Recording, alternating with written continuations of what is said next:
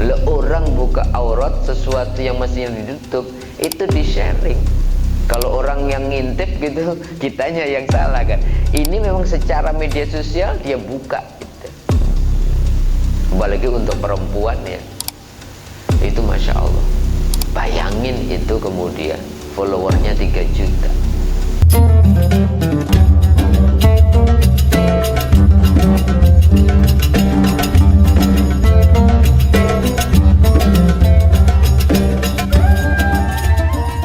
Bismillahirrahmanirrahim. Assalamualaikum warahmatullahi wabarakatuh. Alhamdulillah, alhamdulillahi rabbil alamin. Wabihi nasta'in ala umuri dunya waddin.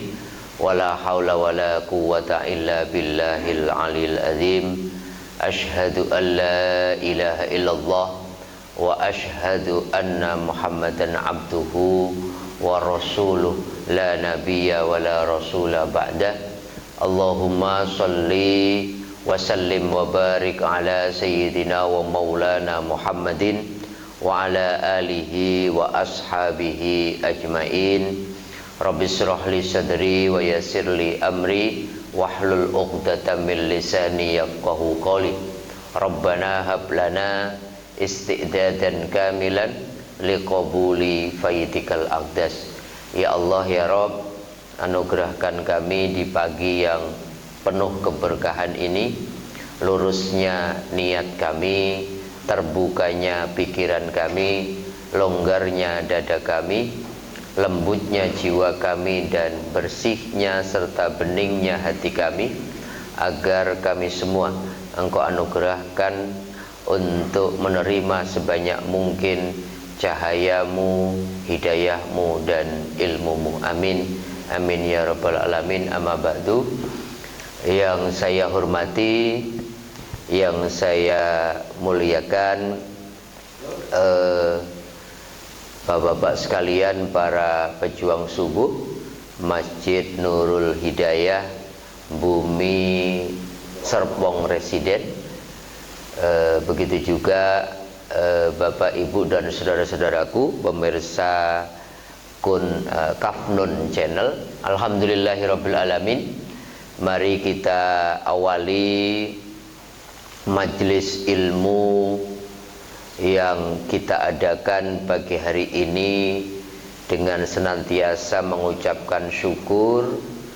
Alhamdulillah, terima kasih kepada Allah Subhanahu wa taala atas segala karunia, atas segala kemudahan, atas segala anugerah, wabil khusus karunia dan anugerah yang paling besar, yaitu anugerah dan karunia iman dan Islam, sehat walafiat, panjang umur. Dan salah satu yang seringkali kita anggap remeh adalah pagi hari ini Allah mudahkan kita, lembutkan hati kita untuk melangkahkan kaki kita di rumah Allah, Masjid Nurul Hidayah ini, untuk menundukkan hati kita, mensujudkan diri kita, melaksanakan sholat subuh secara berjamaah.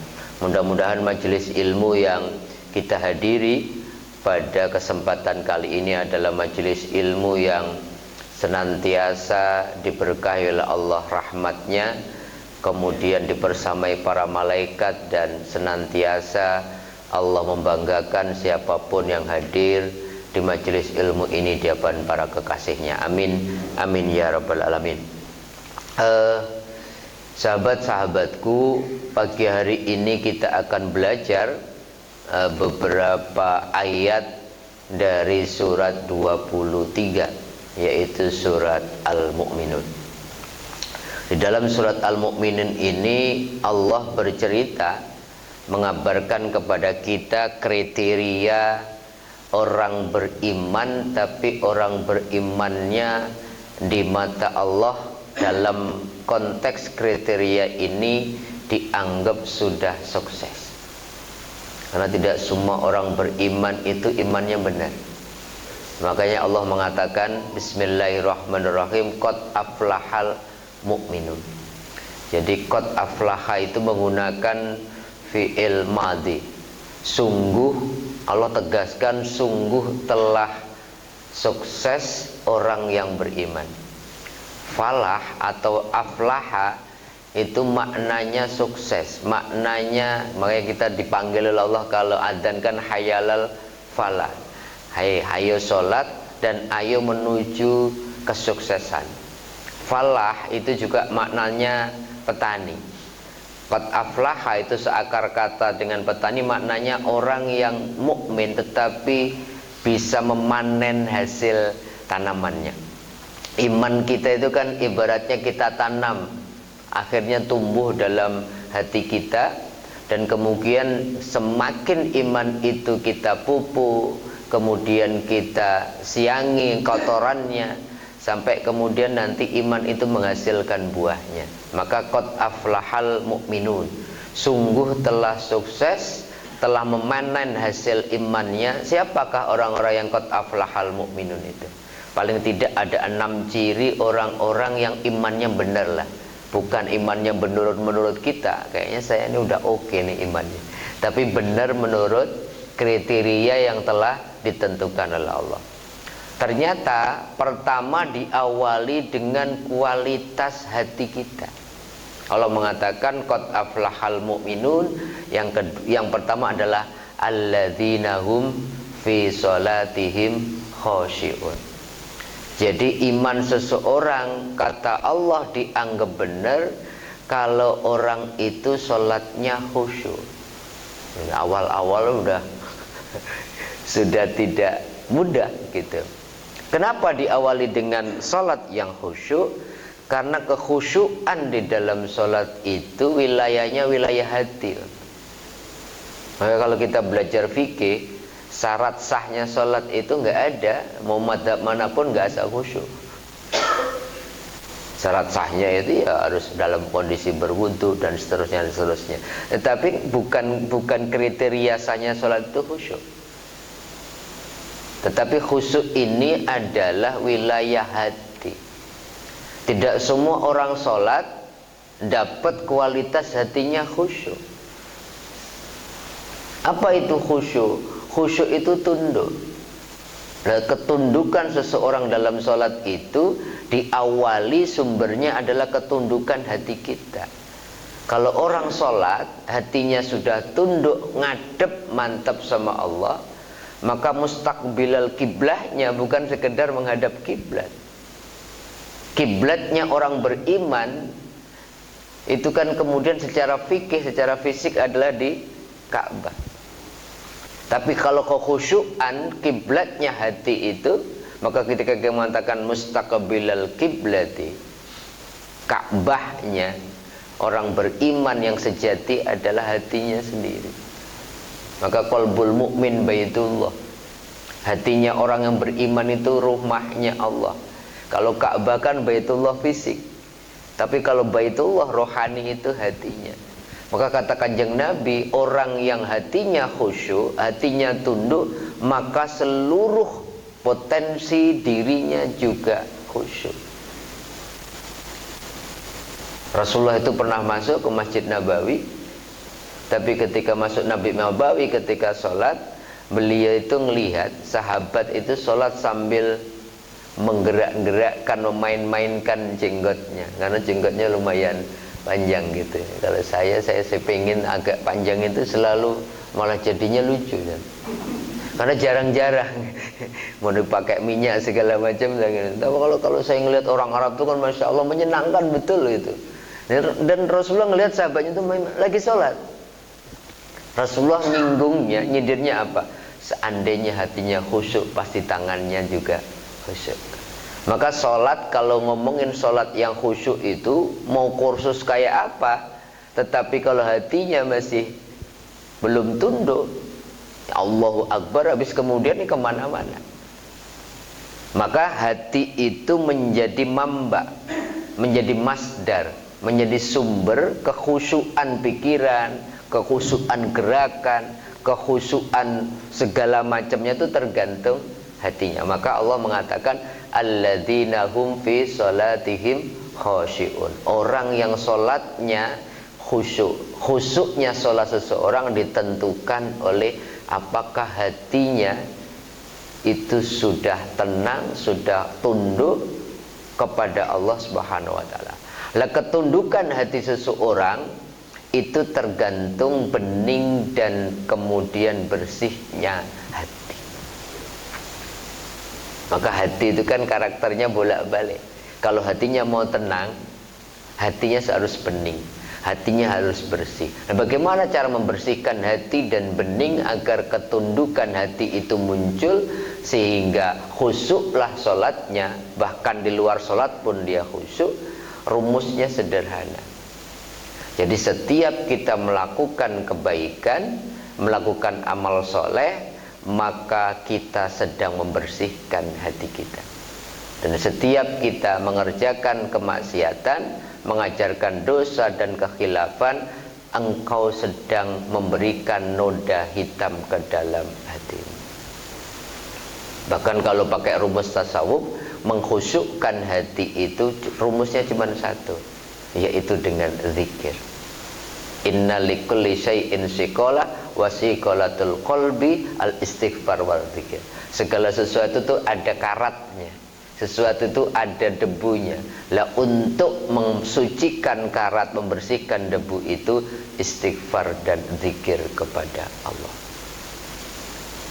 Bagaimana caranya hati yang khusyuk dibersihkan itu? Jangan pernah hati itu dimasukkan ke dalam hati kita sesuatu selain Allah. Karena Allah mengatakan dalam surat Al-Ahzab itu, ma ja'alallahu lirajulin min qalbayni fi jawfi. Allah itu tidak pernah menjadikan di dalam hati seseorang itu dua kamar. Cuman ada satu rongga. Cuman ada satu kamar. Satu kamar itu nggak bisa kita pilih ini yang satu buat Allah, yang satu buat dunia, nggak bisa. Hanya boleh hati itu jadi baitullah. Sebab oleh karenanya kalau mau hati kita khusyuk, hati kita jangan dimasukkan ke dalam hati itu sesuatu yang bersifat duniawi. Punya mobil, ya sudah, dalam genggaman tangan aja, jangan dimasukin ke hati. Sebab kalau dimasukin di hati, nanti akan menjadikan hati kita lukisannya mobil. Itulah kenapa kalau awis Allahu Akbar, sholat, maka yang muncul itu apa yang kita lukis di dalam hati. Itulah yang menentukan kekhusyuan kita. Mau pakai kursus yang segala macam, tapi kalau hatinya masih kita lukis bukan dengan kalimat la ilallah, bukan kalimat zikir, kita lukis dengan pasangan kita lukis dengan calon bupati kita lukis dengan segala macam yang dunia itu kita masukkan ke dalam hati, maka itulah yang kemudian, Pak Ustadz kenapa ya? Kalau habis Allahu Akbar kenapa yang biasanya nggak kita pikirin muncul semua? Karena lukisan-lukisan itulah yang menjelaskan yang muncul ketika kita sholat apa yang ada di dalam hati kita. Maka kata para sufi, kalau hatimu, bahkan diskusinya mengatakan, kalau hatimu sudah engkau isi dengan selainku, aku akan keluar dari hatimu. Allah itu nggak mau diduain. Allah itu kan maha pencemburu, maka syirik itu dosa nggak terampunkan. Maka kalau kita pengen tahu khusyuk kita, khusyuk belum kita dalam sholat, habis Allahu Akbar yang muncul apa? Kalau yang muncul tambah tenang, ingatan kita akan Allah, zikirnya, nyambungnya sama Allah, dari takbiratul ihram sampai salamnya itu kemudian terjaga, itu khusyuk. Kalau enggak ya kemudian itu yang sering kita rasakan. Yang kita rasakan adalah muncul anasir-anasir, lukisan-lukisan masyiwallah, sesuatu yang selain Allah, itu muncul ketika sholat kita mulai. Padahal sholat yang khusyuk itu sholat yang terjaga. Surat Toha ayat 14-nya mengatakan wa aqimis sholata li dzikri. Kalau kamu sholat, tegakkan sholatmu. Ciri-ciri sholat tegak dan khusyuk itu ketika engkau sholat nyambung sama Allah. Ingatannya kalau bisa dari takbiratul ihram 2 rakaat subuh tadi sampai salam itu nyambung. Dan biasanya kita belum istiqomah itu. Dan kata Kanjeng Nabi, sholatnya seseorang akan dinilai seberapa kita nyambung di dalam sholat kita. Maka hadisnya rinci sekali. Ada orang yang diterima sholatnya seperdua, ada yang sholatnya sepertiga, ada yang sholatnya seperempat, seperlima, seperenam, sampai dirinci sampai sepersembilan. Yang menentukan apa? Kekhusyuannya. Kenapa kita dianjurkan berjamaah? Kalau berjamaah tidak dihitung individu-individu, dihitung kekhusyuannya jamaah. Ini tadi berjamaahnya lumayan ya, berapa soft itu. Mungkin imamnya khusyuknya pas takbiratul ihram, habis itu hilang. Tapi ada beberapa jamaah yang Al-Fatihah khusyuk, kemudian ada jamaah yang lain Fatihah khusyuknya di ruku. Tetapi nanti dihitungnya dari semuanya itu kekhusyuannya kan pasti terjaga kalau semuanya.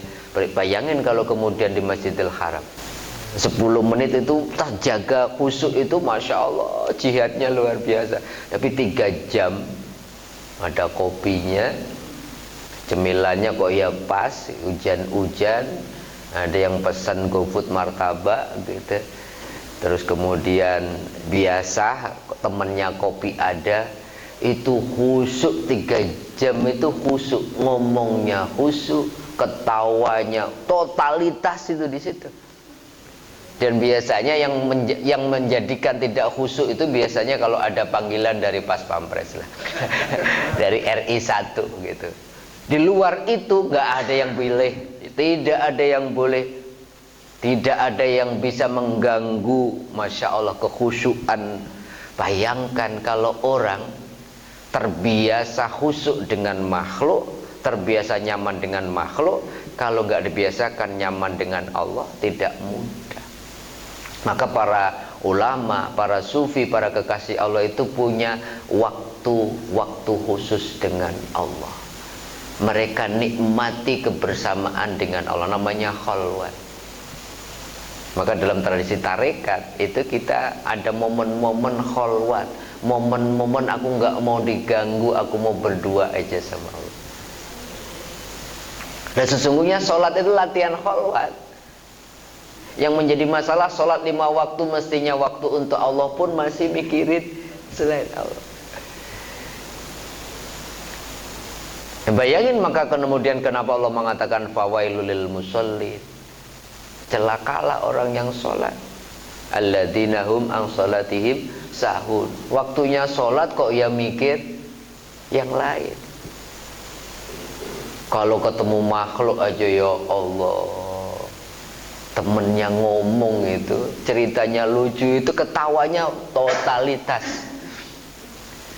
Tapi kalau lagi ngobrol sama Allah, baca Al-Fatihah aja, mohon maaf gitu. Apakah pernah kemudian kita memaknai Al-Fatihah yang sudah ribuan kali kita baca dalam sholat kita itu? Ngerti Bismillah itu apa sih? Ketika baca Bismillah, seperti ketika kita dengar kalau ngobrol ada cerita apa, nggak ngerti pun kita nanya kan, maknanya apa ya? Misalkan saya orang Jawa, dalam obrolan itu didominasi orang Sunda, tolong jangan ngomong Sunda gitu. Kalaupun enggak gitu kita nanya naon tak. Tapi ini baca Al-Fatihah, membaca apa nggak ngerti juga, nggak pernah itu ada pengen tahu apa sih gitu. Betapa bahwa kemudian kalau kualitas khusyuknya terjaga, insya Allah kita diberi kemampuan secara rohani, kayak semacam sebuah dorongan dari dalam, difilter nanti ini ada manfaatnya enggak. Ya enggak tiba-tiba enggak mau diajak ngobrol kongko-kongko gitu ya, durasinya mungkin dikurangin, atau kemudian ngobrolnya tetap 3 jam, kualitas obrolannya yang manfaat,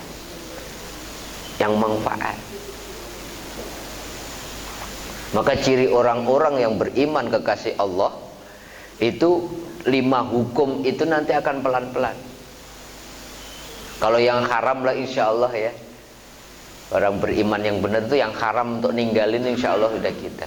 Dan di bawah yang haram itu kan ada yang namanya makruh.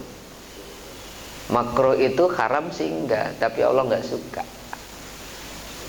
Nanti yang meninggalkan yang manfaat itu yang pertama adalah yang haram pasti. yang makruh, kemudian di bawah itu kalau udah tinggi dia meninggalkan yang mubah tapi berlebih. Yang boleh aja kalau berlebihan orang sudah mulai difilter. Nanti kalau sudah itu, dia kalau sudah mengisi waktunya dengan apa? Meninggalkan yang haram, meninggalkan yang makruh, meninggalkan yang mubah, yang berlebih-lebihan, kemudian diisi waktunya dengan mengerjakan yang wajib. Cukup nggak mengerjakan yang wajib? Ternyata kata hadis qudsi, kalau menjadi kekasih Allah nggak cukup dengan yang wajib. Harus apa? Ditambah bin nawafil, ditambah dengan yang sunnah. 5 hukum itu nanti kelihatan Bapak Ibu. Jadi kalau kita mengisi hidup kita dari 5 wajib, sunnah, haram, makruh, mubah itu, di mana kita mengisi 24 jam itu lebih banyak mananya. Maka kalau Allahun, sesuatu yang membuat diri kita lupa, yang gak ada manfaatnya, pelan-pelan kita kurangi, kita tinggalkan, maka keimanan kita insya Allah dalam kondisi sudah mulai benar. Ini 2. Kalau sudah itu, maka yang ketiga kata Allah, alladzina hum lizakati fa'ilun. Orang-orang kalau sholatnya sudah khusyuk, mulai meninggalkan hal-hal yang gak ada manfaatnya, biasanya secara sosialnya keren. Disebutkan di situ zakatnya ditunaikan. Zakat itu bukan persoalan Allah ingin ngajarin persentase 2,5%, tapi zakat memastikan bahwa di dalam apa yang kita miliki gak boleh ada hak orang kita zalimi. Zakat itu kan belajar tentang itu. Maka zakat itu maknanya zakat itu mensucikan. Mensucikan apa? Mensucikan harta kita, kita pastikan nggak ada hak orang nih di dalam harta yang Allah titipkan kepada kita. Tapi zakat juga bermakna mensucikan rohani kita dari apa yang namanya penyakit bakhil.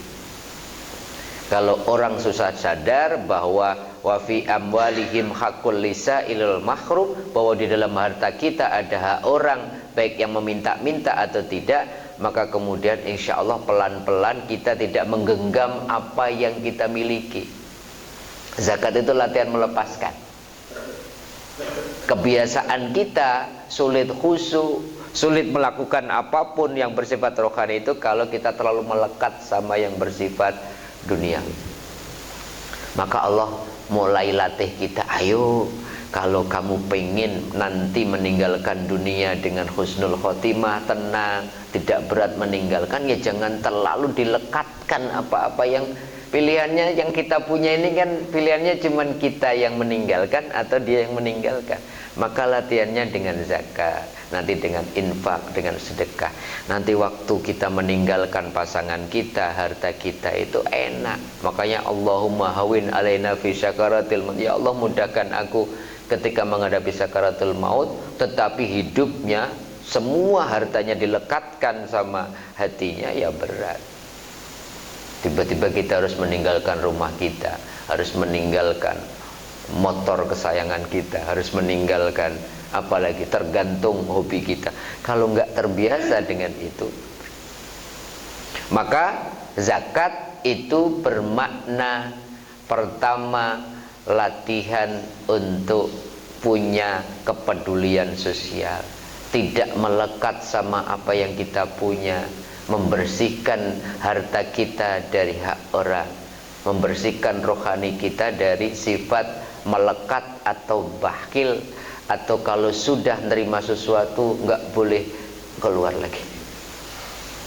Jadi zakat bukan persoalan kewajiban, tapi persoalan bahwa kebahagiaanmu harus kemudian dilihat oleh Allah kalau engkau mau sharing apa yang aku titipkan buat orang lain. Zakat belajar itu sejatinya.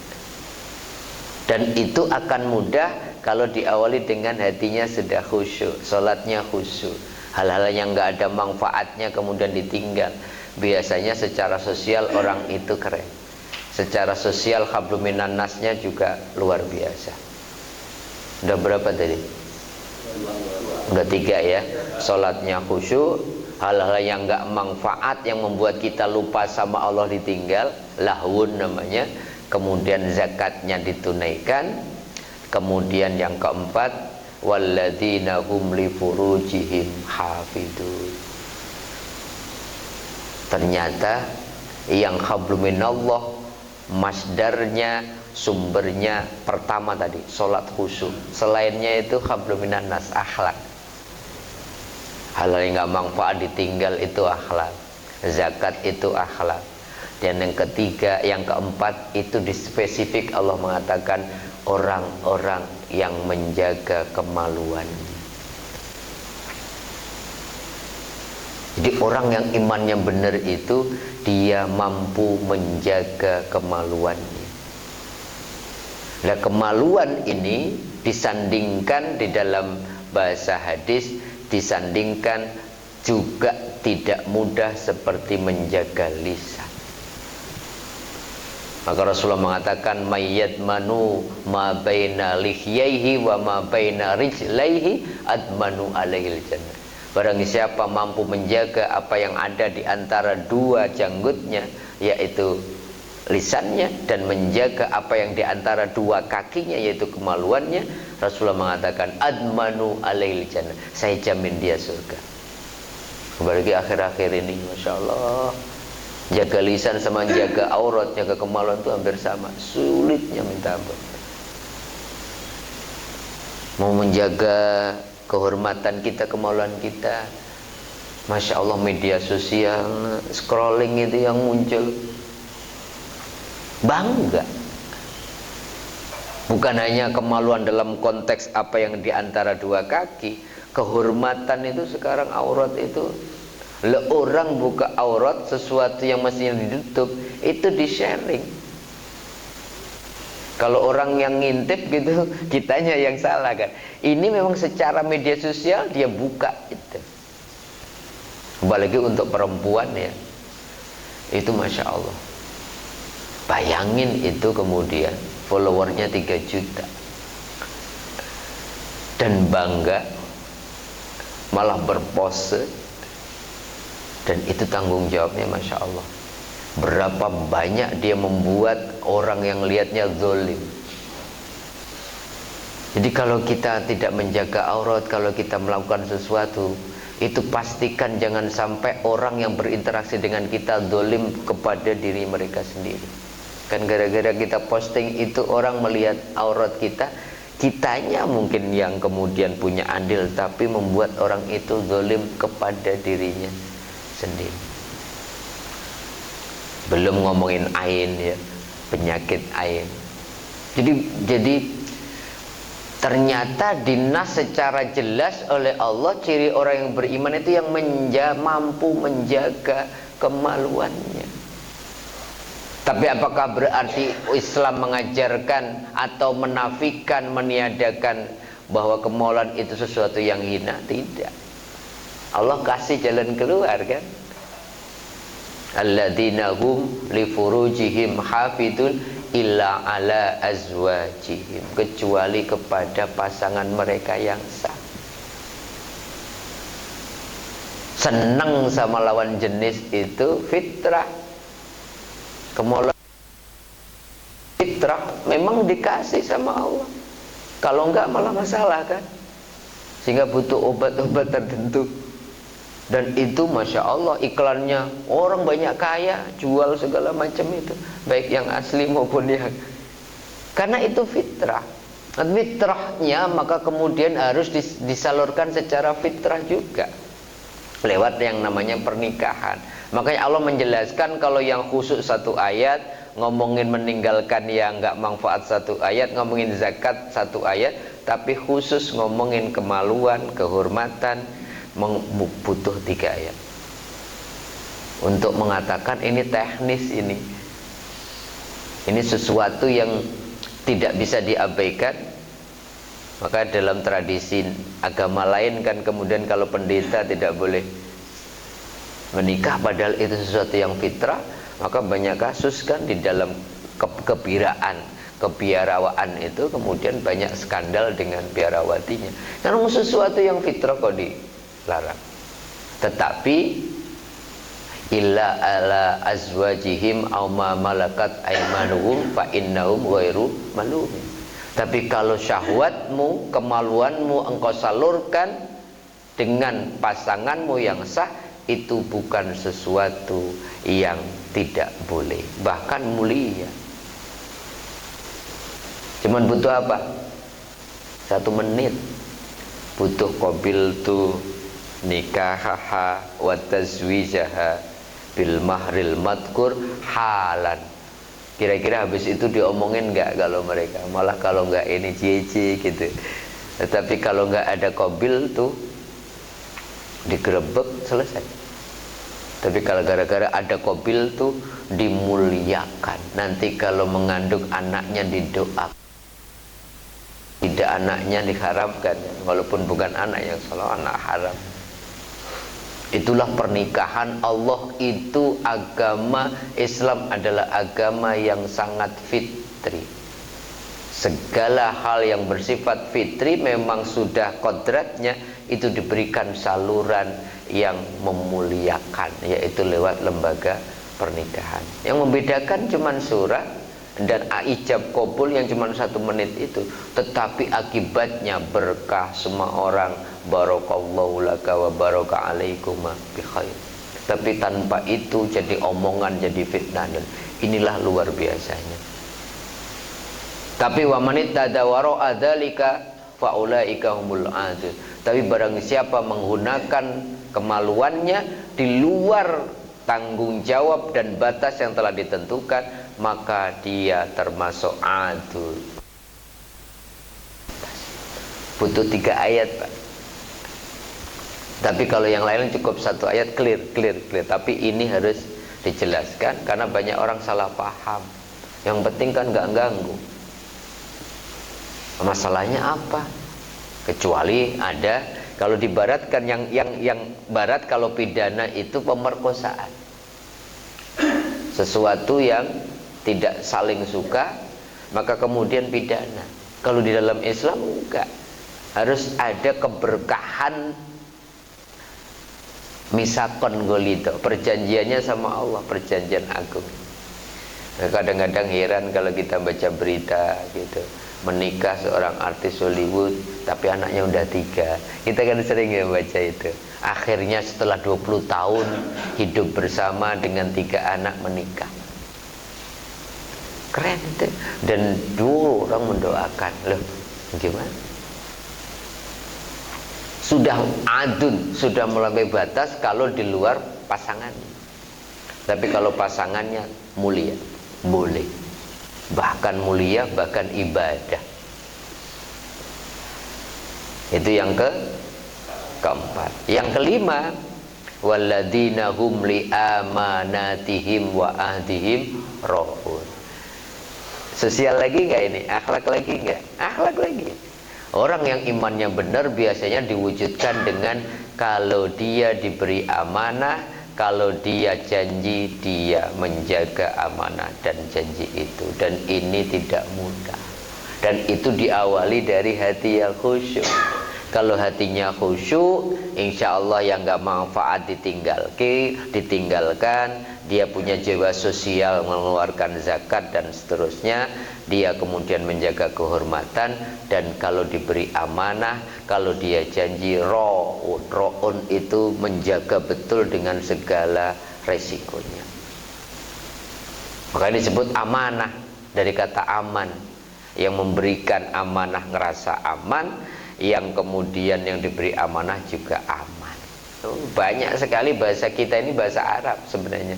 Bahasa Indonesia kita ini sebenarnya dari bahasa Arab. Itu yang kelima. Dan yang keenam, bayangkan diawali dengan kualitas sholat yang khusyuk, diakhiri dengan khusyuk juga. Walladzina hum ala sholawatihim yuhafidun. Menggunakan kalimat mudhari'. Yang keenam adalah dan orang-orang yang atas sholat mereka selalu menjaganya. diawali dengan kualitas sholat yang khusyuk, hatinya khusyuk, semuanya khusyuk, tetapi diakhiri dengan kalimat orang-orang yang atas sholat mereka senantiasa dan selalu menjaga. Makna menjaga di dalam konteks yang keenam ini adalah pertama, menjaga sholatnya tidak pernah ditinggal. Makanya yuhafidun menggunakan fi'il mudhari'. Dalam segala kondisi sesibuk apapun dia tidak pernah dan tidak pernah meninggalkan sholatnya. Dan dalam makna yang berbeda, makna yang lain para ulama mengatakan yuhafidun yang konteksnya sholat ini adalah menjaga setelah dia sholat, menjaga energi sholatnya, menjaga vibrasi setelah sholatnya. Maka saya selalu mengatakan yang namanya sholat secara fikih itu diakhiri dengan taslim. Sholat itu secara fikih diakhiri dengan mengucapkan assalamualaikum. Tetapi secara rohani sholatmu tidak akan pernah berhenti, karena yang paling utama sholat yang benar adalah apakah terjaga kualitas vibrasi positif sholatnya sampai ketemu sholat berikutnya. Yuhafidun itu berarti kalau baru sadar tadi kita sholat subuh, yuhafidun itu berarti sampai sholat duhur, komitmen janji-janji kita yang kita baca selama sholat itu harus kita jaga sampai duhur. Itu namanya yuhafidun. Kita janjikan doa iftitahnya, inna sholati wa nusuki wa mahyaya wa mamati. Jaga betul nggak setelah sholat subuh sampai sholat duhur, hidupnya untuk Allah nggak? Kerjanya untuk Allah nggak? Ibadahnya untuk Allah nggak? Belum lagi janji-janji kita dalam banyak bacaan-bacaan sholat. Subhana rabbil a'la wa bihamdi. Yang tinggi cuman Allah. Sombong nggak setelah sholat? Katanya yang tinggi cuman Allah. Kok kita meninggikan diri kita? Subhana rabbal adimi maknanya apa? Rukuk itu maknanya apa? Sujud itu maknanya apa? Hanya boleh kita sujud sama Allah. Jangan sujud sama uang, jangan sujud sama atasan. Apapun yang dikatakan atasan kita sujud, tidak. Janji sholat itu janji-janji, semuanya janji, komitmen kita. Belum ngomongin tahiyat, kita syahadat. Maka yuhafidun itu maknanya orang-orang yang menjaga komitmen energi positif lewat setelah sholat. Maka ada yang namanya sholat daim kan. Sholat daim itu sholat yang terus menerus. Tidak berarti maknanya kita sholat terus di masjid terus, tetapi orang yang walaupun sudah selesai sholat secara fikih, dia tetap sholat di dalam makna yang sejati. Dia tetap ruku, dia tetap sujud, dia tetap fokus ketika seperti menghadap kiblat. Seperti kita ngomongin waktu Idul Adha itu, haji setiap saat. Ini sholat setiap saat, namanya sholatul daim. Sholat sepanjang waktu.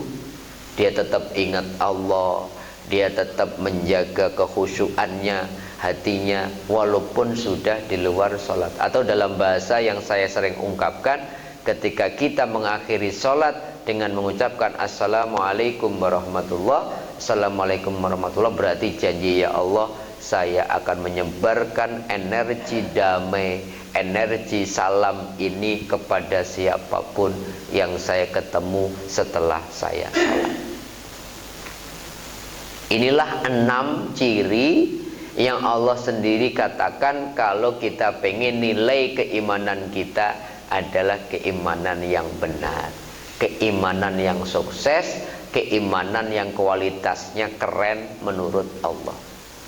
Kalau 6-6-nya ini sudah kita hidupkan, sudah ada menjadi kualitas diri kita, rohani kita, akhlak kita, maka Allah mengatakan kalau sudah itu alladzina yarisunal firdausa hum fiha khalidun. Kalau kita punya kualitas 1-6 ini, mereka itulah orang-orang yang berhak mewarisi surga Firdaus. Dan menurut keterangan para ulama, surga Firdaus ini adalah surga yang kualitas serta apa nyebutnya, surga Firdaus adalah surga yang paling tinggi di antara surga-surga yang lain. Nah, tiketnya, kuncinya untuk masuk room, kalau hotel itu yang apa? Kalau hotel sebutannya yang suite atau mungkin di atas itu adalah sholat yang khusyuk, hal-hal yang nggak manfaat tinggalin, zakat ditunaikan, jaga kemaluan kecuali pada pasangan yang sah, menjaga amanah dan janji, dan sholatmu jangan pernah engkau tinggalkan dalam kondisi apapun, dan janji-janjimu ketika engkau sholat juga engkau harus buktikan di luar sholat. Inilah 6 ciri orang-orang yang beriman yang disebut qad aflahal mu'minun. Mudah-mudahan setelah kita tahu informasi dari Allah, ternyata orang yang beriman itu punya kriteria imannya benar. Yang 6 ini kita dibimbing oleh Allah untuk terus mengecek apakah 6-6-nya ini sudah mulai muncul dalam diri kita. Mudah-mudahan Allah bimbing kita agar betul-betul menjadi pribadi mukmin atau orang yang beriman dan imannya benar. Amin, amin ya rabbal alamin. Monggo Bapak sekalian, kalau ada yang ingin bertanya, ingin menambahkan atau apapun tentang apa yang kita coba kaji bersama pada pagi hari ini, silakan.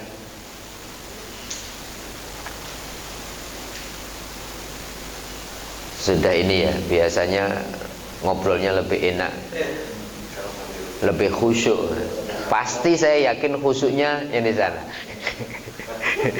Jadi betapa kita masih ya khusyuknya fisik masih ya, jadi mari kita sempurnakan majelis ilmu yang mulia ini, majelis yang sangat dibanggakan Allah, majelis yang sangat disayangi Rasulullah ini, dengan mengucapkan doa kafaratul majelis. Mudah-mudahan Allah titipkan ilmu yang manfaat, pemahaman yang benar, dan mudah-mudahan dengan bimbingan Allah dan kekuatannya kita bisa mengamalkannya dalam kehidupan kita sehari-hari. Subhanaka Allahumma bihamdika asyhadu an la ilaha illa anta astaghfiruka wa atubu ilaik. Terima kasih. Mohon maaf apabila ada kurang berkenan. Wal afu minkum. Wassalamualaikum warahmatullahi wabarakatuh.